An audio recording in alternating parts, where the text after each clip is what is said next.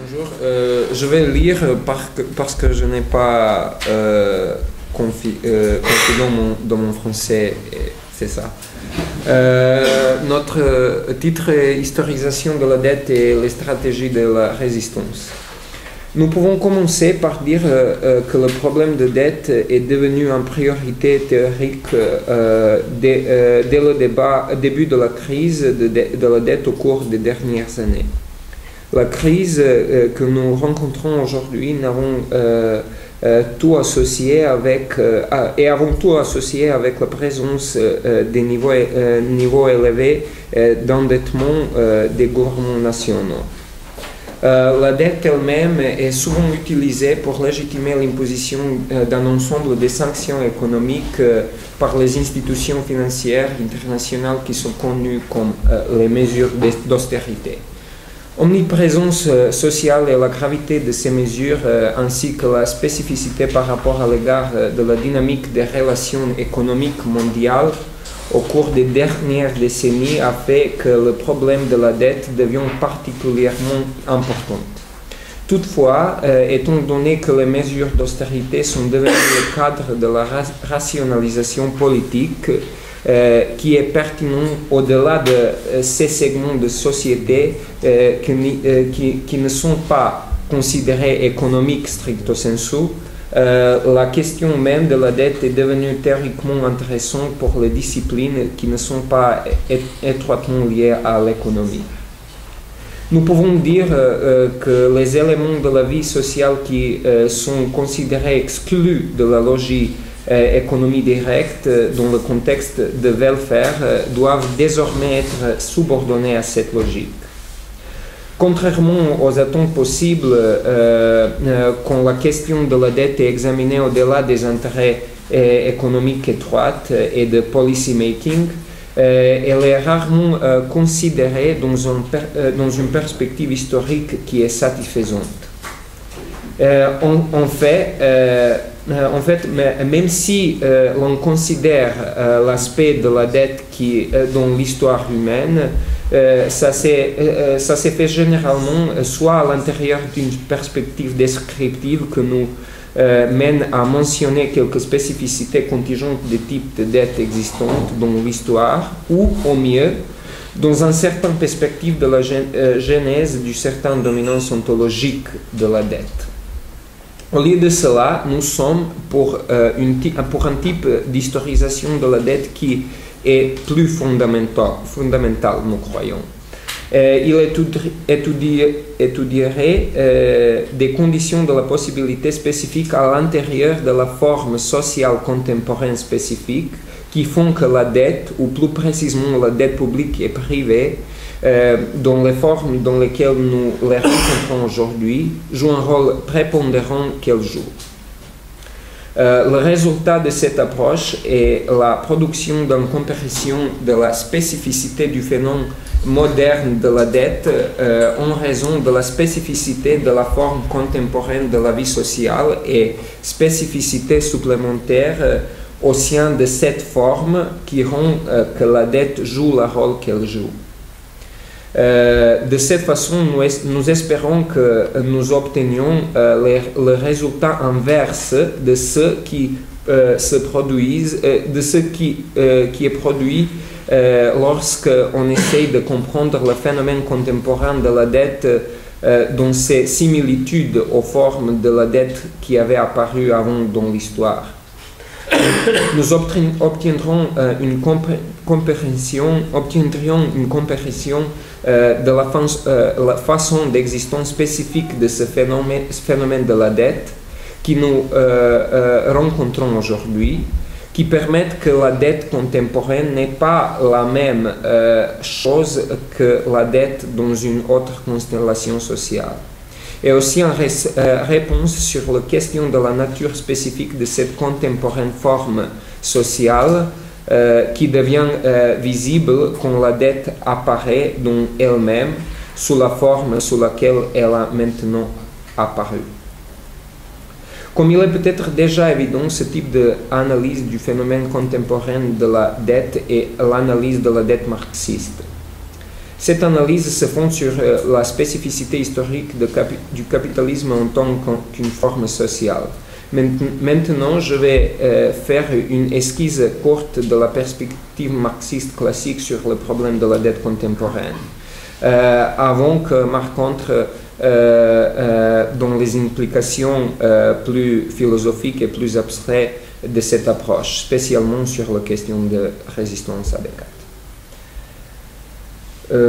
Tout d'abord, si nous sommes à remarquer la spécificité radicale de la lutte à laquelle nous sommes confrontés dans le capitalisme, de la dette à laquelle nous sommes confrontés dans le capitalisme, nous devons premièrement comprendre de quoi consiste la spécificité radicale du capitalisme dans la perspective marxiste. Ce problème peut être approché de plusieurs façons et sans doute les lignes directrices que nous vous présentons ici doivent rester relativement arbitraires. En quoi se comprise la spécificité radicale du capitalisme dans l'histoire? Nous pourrons prendre par exemple la comparaison entre capitalisme et féodalisme. Féodalisme en tant que système social était fondé sur la séparation entre les seigneurs féodaux et les serfs. Comme nous le savons, les seigneurs féodaux vivaient au détriment de leurs serfs, ainsi que les propriétaires d'esclaves vivaient au détriment des esclaves, mais aussi ainsi que les propriétaires du capital vivent sur le produit de leurs employés. Cependant, alors que toutes ces sociétés ont en commun qu'ils sont les sociétés inégales, l'inégalité de chacun d'eux et donc du capitalisme lui-même est articulée d'une manière spécifique. L'inégalité dans le capitalisme est organisée à partir de la notion de valeur d'échange. Le point est que lorsque, par exemple, le seigneur féodal aliène certaines gammes de produits de son serf, il fait ça d'une manière spécifique qui est différente de la manière dont les capitalistes disposent les employés des biens qu'ils ont produits. Quand le seigneur féodal aliène le bien, il l'aliène pour qu'il puisse l'utiliser dans son usage personnel. La possibilité qu'ils vont les vendre existe, mais c'est une option secondaire qui en soi n'a aucun effet sur la relation de le seigneur et son serf. Nous le voyons que tel est le cas dans le fait que le propriétaire féodal a accepté de laisser une part de son pays pour gagner une quantité déterminée de ressources que le serf produise au retour. Le seigneur féodal, comme le possesseur, n'avait aucun intérêt à influencer le procès de production parce que même si le serf était capable de produire plus, il pouvait obtenir la même quantité de biens produits. En même temps, le serf en était laissé à organiser la production dans une manière spontanée, qui était dans les limites posées par la structure de la famille qui vivait dans ce part de pays, etc. Contrairement à la situation féodale, l'aliénation qui est l'aliénation des biens qui sont directement utiles pour le seigneur féodal, dans le capitalisme, comme Marx a insisté, les capitalistes aliènent les biens produits par leurs employés pour les échanger sur le marché. Ici, il s'agit d'une relation de valeur dans le plein sens. Parce que le principal intérêt des capitalistes qui définit complètement ses relations avec ses employés est que à la fin du processus de production, il entre en possession de la plus grande quantité de valeur d'échange possible. Comme nous savons, la spécificité du capitalisme apparent est que l'aliénation ne se passe comme la confiscation des biens de producteurs directs. La fait est que le capitaliste achète la capacité de travail et que les employés partagent de leur capacité de travail, de son utilisation au fil du temps pour le salaire. D'autre part, puisque le capitaliste a payé la salaire et il prend possession des marchandises qui sont produites dans le procès de production. Si on ignore une grande partie des nouveaux éléments, on pourrait dire que la situation capitaliste est la même que celle de la féodalité, car enfin l'argent que les capitalistes payent leurs employés vient de vente des biens qui sont produits par son employé. Et cette situation n'est pas si éloignée de ce qui se passe entre le seigneur féodal et son serf. Mais le fait est que le capitaliste intéresse à valeur et que son employé, comme toute l'économie, sont subordonnés à cet intérêt et le seigneur féodal n'a pas cet intérêt. Et cet fait nous amène à voir que le capitalisme est une forme sociale spécifique. Les biens produits dans le processus de production qui vient entre les mains des capitalistes sont premièrement les biens pour échange et non pour usage personnel. Ils sont les valeurs d'échange. Alors, d'un côté, le capitaliste, par opposition à le seigneur féodal, a l'intérêt à produire plus, car plus de quantité de marchandises produites, si le taux de salaire reste le même et le prix ne change pas, rend les profits plus élevés. Et c'est pourquoi le capitaliste a un intérêt à tout ce qui pourrait accroître l'efficacité de son processus de production. Regardons toutes ces innovations, de l'introduction d'une nouvelle technologie à la possibilité d'imposer une réorganisation des processus de travail. Nous voyons l'ensemble des nouvelles manières par lesquelles le capitaliste peut réaliser ses intérêts qui n'étaient pas disponibles à seigneur féodal. Dans ce processus, les profonds changements sont faits sur un grand nombre des éléments de la réalité sociale. Et pour que les travailleurs soient prêts à se soumettre à un tel intérêt des capitalistes, ils doivent nécessairement être privés de leur accès aux moyens de reproduire son subsistance par eux-mêmes. D'autre part, par le fait que la relation même entre capitalistes et ouvriers salariés est médiée par la valeur d'échange, le capitaliste est placé en face de la tâche à laquelle le propriétaire féodal n'avait pas à s'inquiéter. Pour devenir capable d'utiliser la plus-value qu'il l'aliénait et de payer ses employés, de restaurer tout ce qui est nécessaire pour continuer la production, le capitaliste doit réaliser la valeur. C'est-à-dire, il faut vendre ce qui est produit et il faut vendre à un prix assez élevé. La réalisation de valeur c'est fait à travers l'échange qui dépend sur le fait s'il y a des acheteurs qui ont suffisamment de valeur sous la forme de l'équivalent général, idest argent, et soumissionné pour les biens et la volonté d'acheter ce produit. Rien de tout cela ne serait possible sans l'existence d'argent. D'autre part, la réalisation de la valeur d'usage aliénée par le propriétaire féodal, comme Marx a dit, est fait simplement grâce à son utilisation. C'est ici que nous voyons comment ce rôle spécifique de l'argent détermine toute l'économie et toute la totalité sociale dans cette mesure que nous pouvons parler d'une nouvelle forme sociale qui est le capitalisme. Maintenant, nous pouvons dire que ce nouveau et dominant rôle de l'argent dans le capitalisme,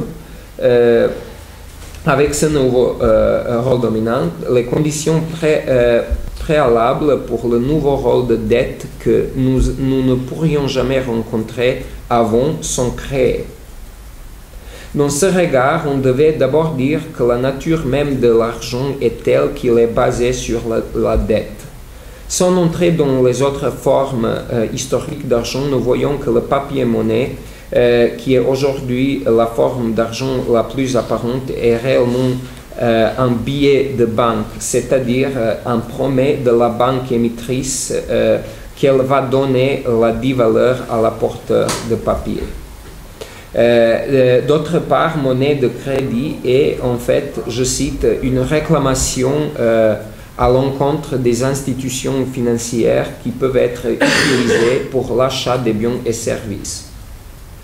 Contrairement à la dette de type extra-économique, qui est fondée sur la morale ou des autres critères, la dette de type économique est fondamentalement l'argent est essentiellement un système extra-subjectif des formes de confiance que pour un certain somme de l'endettement dans l'économie, on peut obtenir une certaine quantité équivalente des biens. Contrairement à la dette dans les économies pré-capitalistes où l'échange et l'argent étaient juste les phénomènes secondaires qui ne sont pas fixés dans le processus de production, sous le capitalisme, nous voyons que la dette sous la forme d'argent est déterminante pour le processus de production lui-même.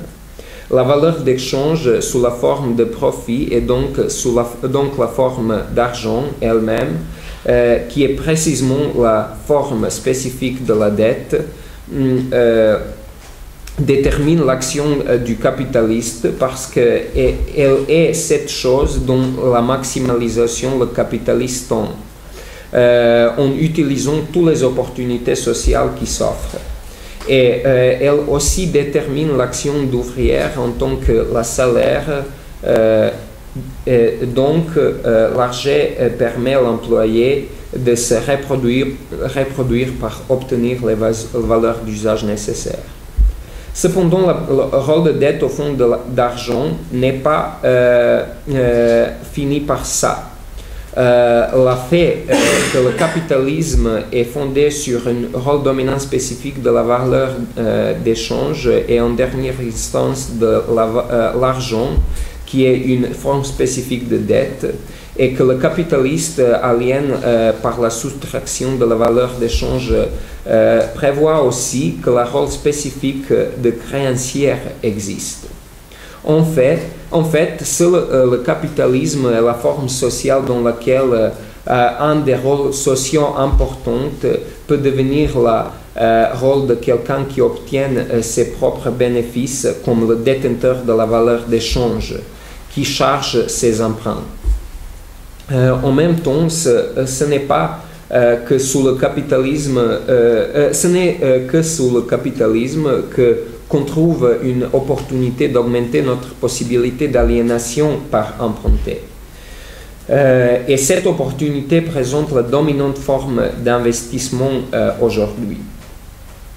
Tout cela devrait nous permettre d'examiner le type spécifique de dette qui existe en capitalisme et le fait que la spécificité du capitalisme lui-même est liée au rôle de la dette à travers l'argent. Cependant, ça ne nous explique pas encore la spécificité de la forme de dette existant réellement et qu'elle est dominante comme les dettes privées et publiques avec lesquelles nous rencontrons maintenant. Pour ça, nous devons passer de l'analyse formelle de la spécificité du capitalisme comme la forme sociale spécifique dans l'histoire à une analyse directement historique de la dynamique du capitalisme qui est réellement existante. À cet égard, il est préférable que nous expliquions la place de la dette avec laquelle, dans le contexte de l'histoire du capitalisme du XXe siècle, nous rencontrons dans le contexte de l'histoire du capitalisme du XXe siècle, surtout étant donné la dynamique historique par laquelle le capitalisme s'écoulait après la Seconde Guerre mondiale. La période après la Seconde Guerre mondiale a été particulièrement favorable à l'expansion capitaliste. À propos de la crise des années 30 et de la guerre, de nombreux anciens entrepreneurs avaient cessé de travailler et c'est la raison pour que cette époque fut caractérisée par bas prix et la disponibilité des ressources inutilisées et des autres facteurs de production disponibles. En outre, les percées technologiques réalisées dans la guerre permettaient que l'économie des pays des pays a l'accès aux grandes nouvelles technologies qui pourraient être utilisées pour produire encore moins cher. Cela a eu pour conséquence que, du point de vue de capitaliste individuel, on existait une incitation d'accroître la production ou à pénétrer un nouveau marché en raison de la forte rentabilité. Telles sont les conditions qui ont rendu la période postérieure à la Seconde Guerre mondiale d'être sans précédent dans l'histoire du développement capitaliste. Et c'est pourquoi aujourd'hui, cette période est considérée comme Golden Age du capitalisme.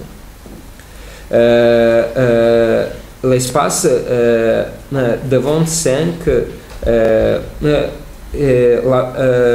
en l'espace de 25 ans, la production des économies capitalistes développées d'Europe, le Japon et l'Amérique du Nord a triplé. En raison de la forte rentabilité et le bon marché des autres facteurs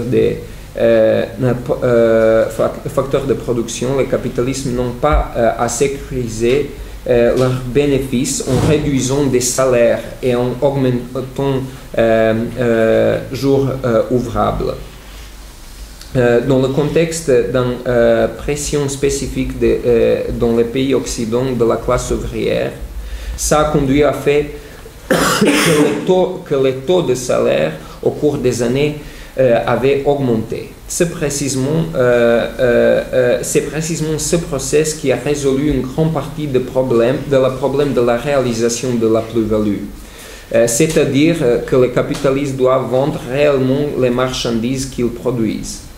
Comme David McNally dit, le changement le plus marquant au cours de cette période, cependant, a été la hausse constante du niveau de la vie des travailleurs dans les pays capitalistes fondamentaux.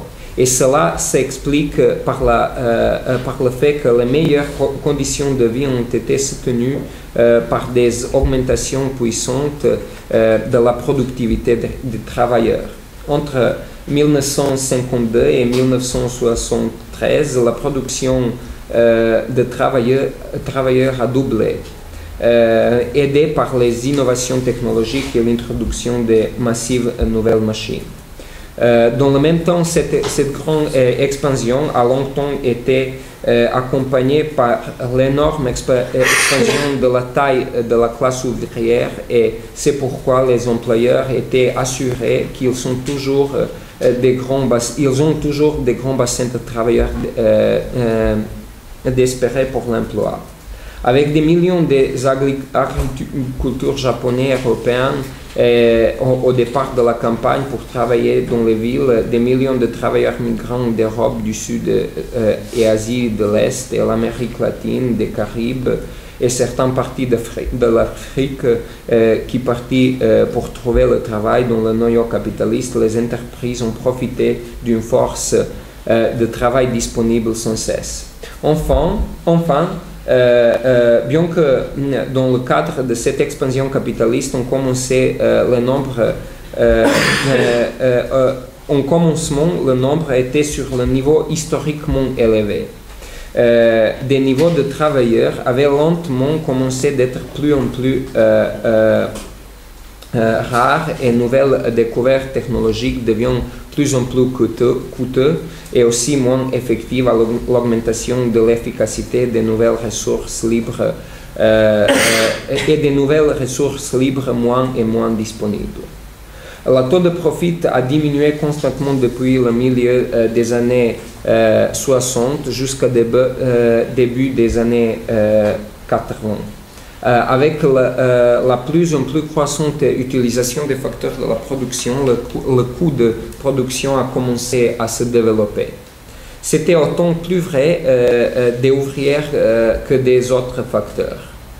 C'est pourquoi, dans un certain temps, pour les capitalistes, on commençait à s'imposer un choix. S'il faut continuer à augmenter le nombre de travailleurs ayant la même proportion de la mécanisation et technologie utilisée par chaque ouvrier, ou de tout simplement investir plus à la technologie et mécanisation pour que le même nombre de travailleurs utilisent plus et à cause de ça deviennent plus efficaces. Dans ce dilemme, avec l'augmentation des coûts d'ouvrières proportionnellement plus élevés, les capitalistes ont commencé à choisir l'autre option de plus en plus. Ils ont commencé à investir ils ont commencé à investir dans la technologie et les machines et étendre ainsi la production tout en réduisant les coûts de production de ses propres produits, puisque le même nombre d'ouvriers commençait à produire plus. Cela en soi est un impératif majeur capitaliste, compte tenu du fait que s'ils ne diminuent le prix à laquelle ils sont prêts de vendre leurs produits, capitalistes ne peuvent survivre et gagner dans le jeu de la concurrence sur le marché.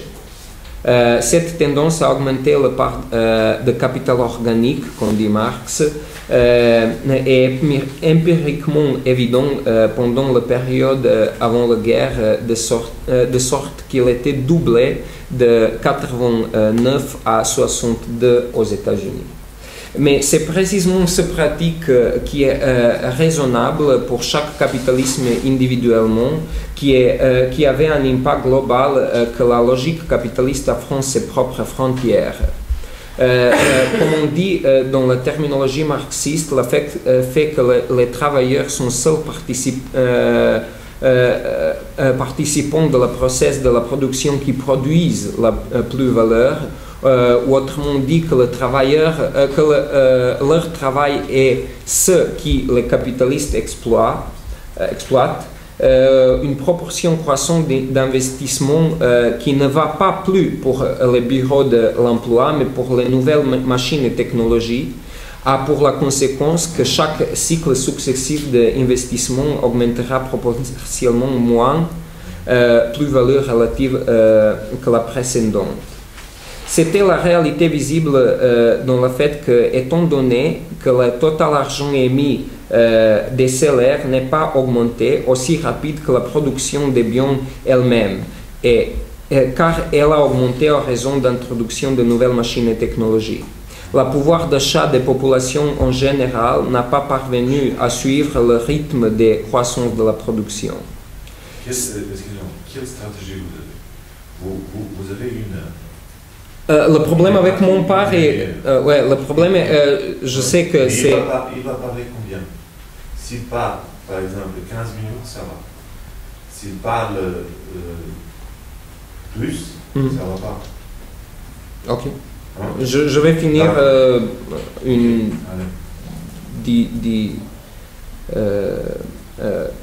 juste un peu.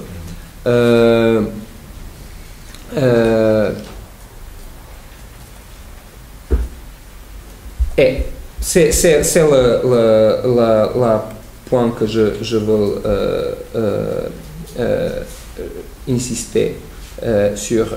En effet, la maintenance de la rentabilité par les capitalistes commence à recourir à la troisième solution alternative à l'investissement qui est capital intensif ou l'investissement qui n'est pas capital intensif, qui consiste à réduire les coûts salariaux. Avec le début de la fragmentation et affaiblissement de la pression du mouvement syndical dans les années 60, particulièrement après la chute du mur de Berlin, cela est devenu possible. Ensuite, le capitalisme va faire commencer lentement à être remplacé par ce que nous connaissons maintenant comme le capitalisme néolibéral. Et ça a introduit, parmi les autres choses, la financiarisation. Le problème était comment il est possible exactement de réduire les coûts de travail pour assurer aux capitalistes la rentabilité et ne pas menacer la possibilité de la réalisation de plus-value qui est nécessairement menacée par la conséquente diminution de la pouvoir d'achat. C'est cela que le financement de la demande par le crédit et l'emprunt conséquent de la population générale joue sa rôle. Différents types de prêts et de prêts hypothécaires commençaient à apparaître sur le marché et l'incapacité à réellement financer cet achat au niveau donné de salaire, au moins dans la période limitée, n'était pas visible comme une capacité de la population à payer des dettes dans les premiers mois. La connexion entre le faible revenu et le crédit a été renforcée par des réformes de sécurité sociale, etc. Dans le même temps, la crise de rentabilité dans l'économie réelle a encouragé d'autres processus basés sur le rôle actuel de la dette. Il s'agit de la croissance d'investissement dans le secteur financier, qui apparaît comme le plus rentable parce qu'il n'est pas déterminé en fonction des prix de marché et la coût de production, mais sur la base des taux d'intérêt. Contrairement aux marchandises produites dans le secteur réel, dont il est sûr que les clients ont l'argent pour payer, la vente des prêts n'implique pas les limites indiquées, que les limites indiquées sont respectées par le client. Il était assez que le client est prêt de s'emprunter.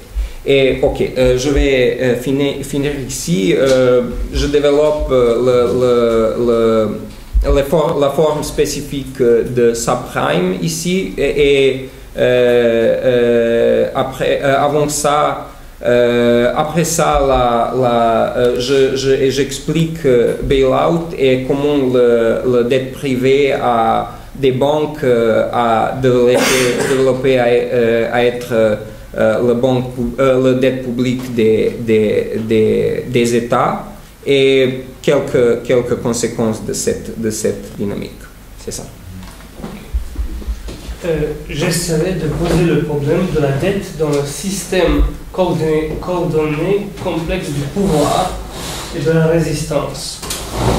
Entre l'immanence cooptante et la transcendance structurelle, entre l'exodus auto-affirmatif et simplement répudiant et la négation confrontative, entre la domination immédiate et la contrainte abstraite, entre les micro-résistances latentes et continues et l'excès manifeste, entre les pratiques répressives et le pouvoir productif, entre la passivité résistante dont le modèle est devenu la figure de Bartleby et son I prefer not to et l'activité subversive, entre les défis contextuels et les questions maximalistes et systémiques, entre l'exigence impossibiliste ou infinie et les résultats concrets.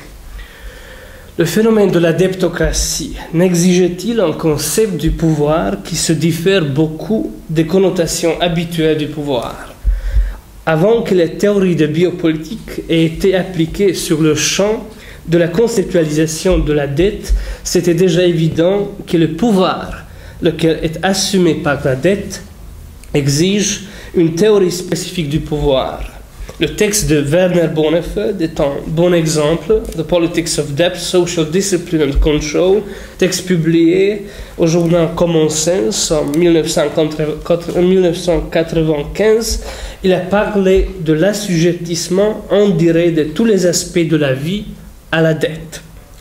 Est-ce que la théorie foucauldienne du pouvoir est suffisante pour saisir le phénomène de la debtocratie? Le pouvoir comme la productivité des forces dispersives, le pouvoir comme un régime qui gouverne les individus au-dedans, tous ces aspects sont des moyens utiles pour saisir le régime néolibéral de la dette.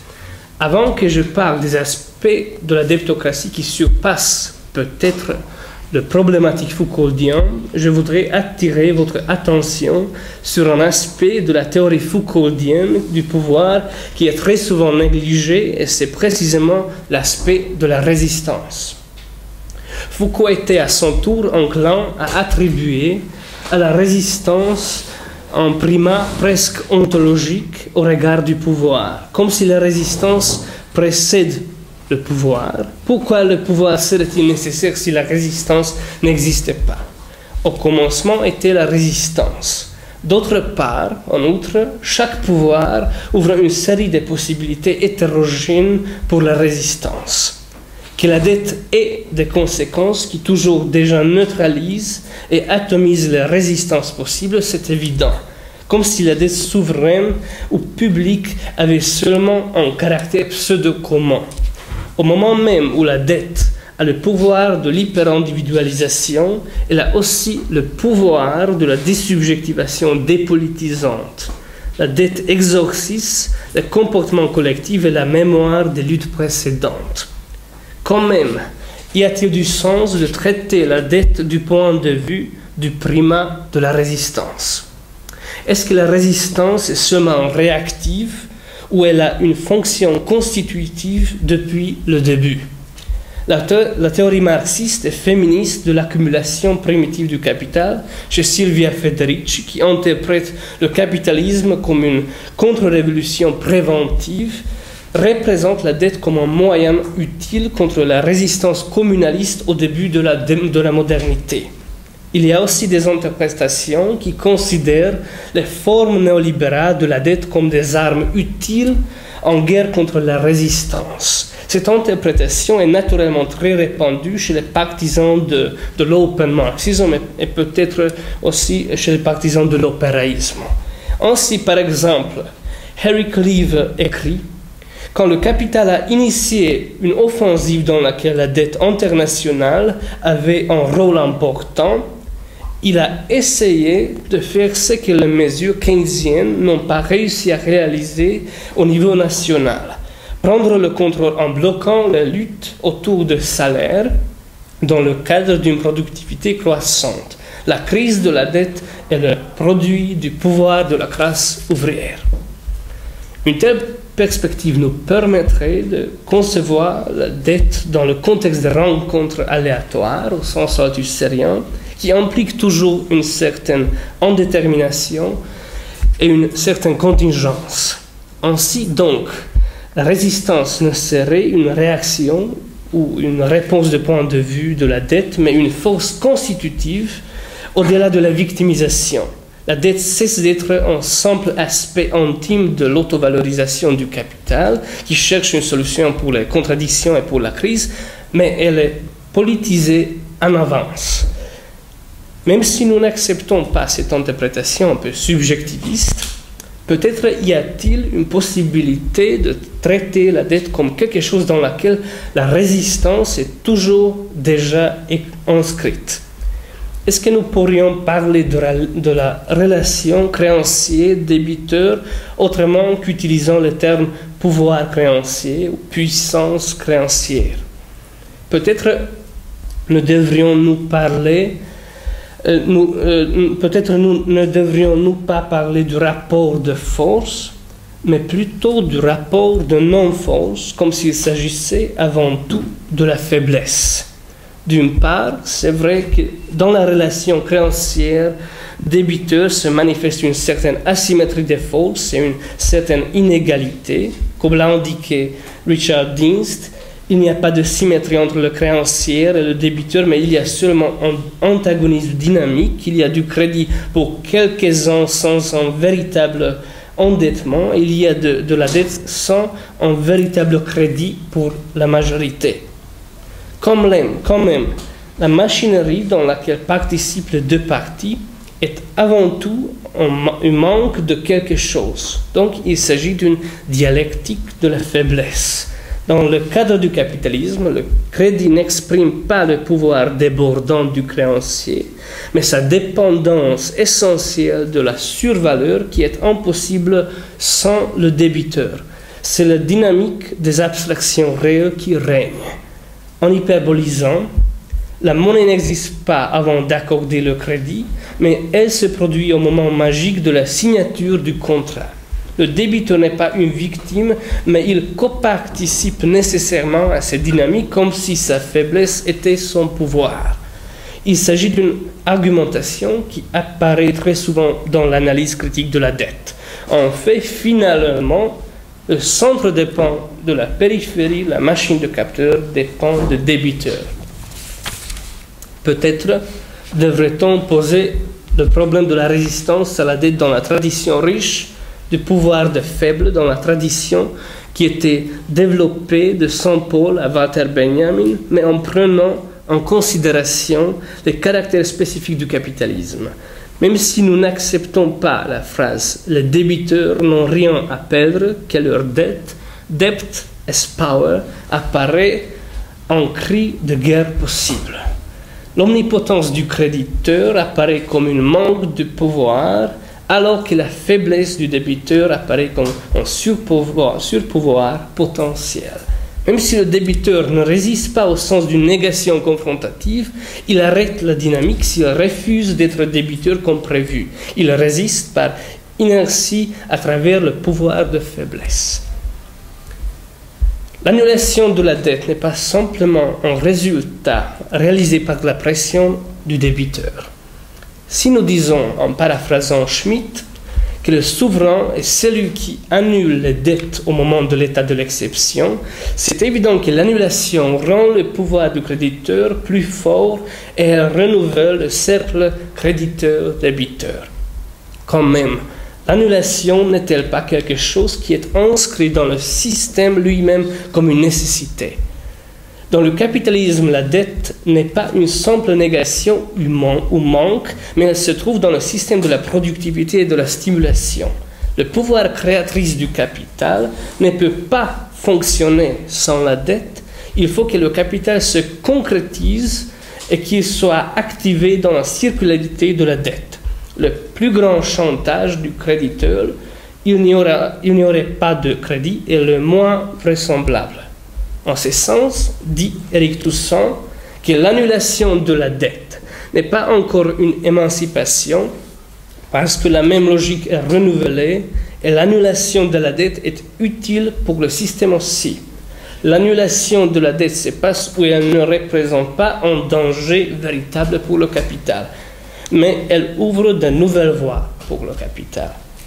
Maintenant, je voudrais citer mon collègue Alexander Matkovich.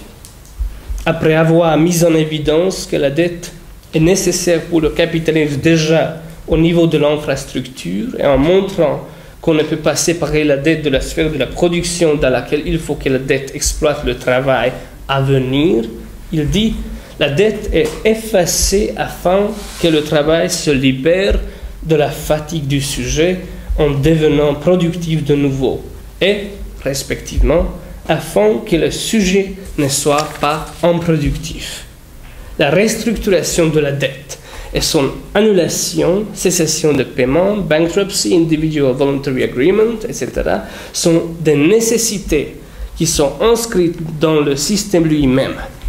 Le crédit n'est pas accordé afin d'être remboursé et la dette n'est pas annulée afin d'être abolie.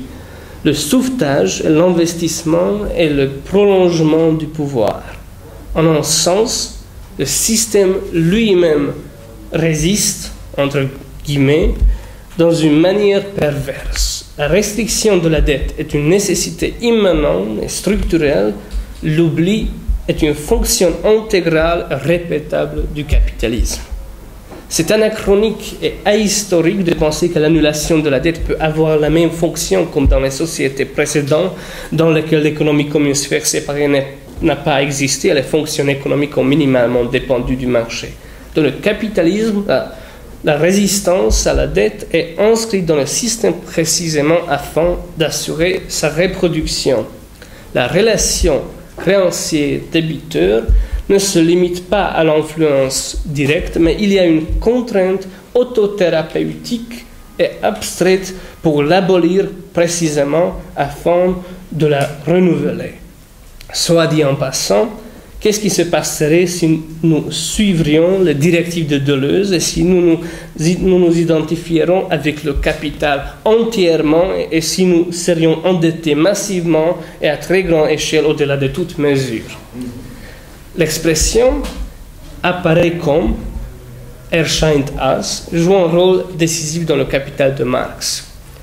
La première phrase implique déjà une certaine phénoménologie du capitalisme.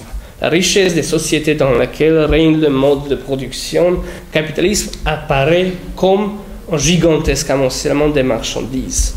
Nous pouvons interpréter la crise de la dette aussi d'une manière phénoménologique. La crise de la dette apparaît comme un pur artefact financier, comme si nous étions dans un capitalisme de casino ou comme un signe d'essoufflement de l'économie réelle. Je voudrais parler ici un peu des implications idéologiques de cette phénoménalité de la crise de la dette. Est-ce que nous pourrions interpréter les conséquences idéologiques de la crise de la dette à l'aide de la théorie marxienne du fétichisme? Rappelons-nous que Evgeny Pachoukanis a ajouté la théorie juridique du fétichisme à la théorie économique du fétichisme. De même que les marchandises individuelles apparaissent comme porteuses de valeurs par nature, de même, les individus échangistes apparaissent comme porteurs par nature de volonté et de subjectivité. De même qu'il y a un fétichisme économique des choses, il y a un fétichisme juridique des personnes. Et en réalité, ils n'en font qu'un parce que le contrat est l'autre face de l'échange et que chacun est présupposé par l'autre. Simplement, dans un cas, l'individualité extériorisée, elle devient objet ou valeur, tandis que dans l'autre cas, elle est intériorisée, elle devient sujet ou volonté, ce qui permet précisément à chacune de compléter l'autre. Et on peut trouver chez Marx les bases d'une analyse des modes de suggestion. D'un côté, le fétichisme nous présente comme des sujets libres, qui ne sont assujettis au rien, mais d'autre côté, ils nous présentent comme des non-sujets qui sont assujettis aux lois des choses qui sont nécessaires et objectives en apparence. Le caractère double de la dette doit être interprété dans ce cadre. Les effets idéologiques sont tels que la dette apparaît en même temps comme une nécessité financière et comme un péché moral à travers la culpabilisation. L'idéologie de la dette est conforme aux caractéristiques générales de l'idéologie dans le capitalisme. Elle naturalise et individualise en même temps. La dette est à la fois quelque chose qui émane de la nature des choses elles-mêmes, comme le destin et la responsabilité personnelle. L'idéologie reproche le non-travail et l'hédonisme, même si la dette comme une abstraction réelle met tous les contenus entre parenthèses. D'autre part, le moment où on devient débiteur, alors le moment où l'on signe le contrat est traité à travers l'hypostase de la décision sans interférence. Donc, nous négligeons tout contenu de nouveau. C'est bien connu que les crédits ne servent principalement à la satisfaction de l'hédonisme de la consommation, mais à l'assurance des conditions élémentaires pour la vie. En outre, c'est précisément le capital qui exige le crédit à cause de la consommation productive.